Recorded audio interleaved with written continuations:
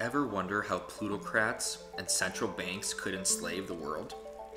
Ever wonder what the phrase, "war is money," means? Ever wonder how world governments can be under the thumb of elitists? This video will tell you how. It appears a plan was constructed in 18th century Europe from two very powerful banking families, the Bank of the Rothschilds and the Barings Bank. The plan was mastered in 20th century America by the implementation of a Federal Reserve. Whether the plan was written down or was merely a calculation in the minds of the most corrupt men in history is open for speculation. However, if a plan was to be written down, it would look something like this. If one were to follow these principles, then he or she would have complete control over world leaders and the governments they represent. As we go over them, try to think of some examples where this has taken place. The first principle. War is the ultimate discipline to any government. If it can successfully meet the challenge of war, it will survive. If it cannot, it will perish. Everything else is secondary. The sanctity of its laws, the prosperity of its citizens, and the solvency of its treasury will be quickly sacrificed by any government in its primal act of self-survival. After all, self-preservation is imperative for government to maintain power.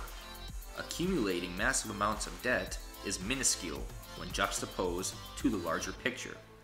The national debt and deficit becomes irrelevant during war. The second principle. Therefore, all that is necessary to ensure that a government will maintain or expand its debt is to involve it in war or the threat of war. The greater the threat and the more destructive the war, the greater the need for debt to finance that war. The third principle. To involve a country in war or the threat of war, it would be necessary for it to have enemies with credible military might. If such enemies already exist, all the better. If they exist but lack military strength, it will be necessary to provide them the money to build their war machine.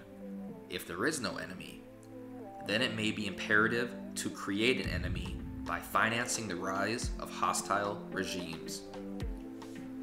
The fourth principle. The ultimate obstacle is when a government declines to fund its wars by printing and borrowing fiat money, and instead uses revenue, assets, commodities, and other sources of wealth that have intrinsic value. And although this seldom happens, when it does, it will be necessary to encourage internal political opposition or even a revolution to replace that government with one that is more compliant. The assassinations of leaders could play an important role. And the fifth principle.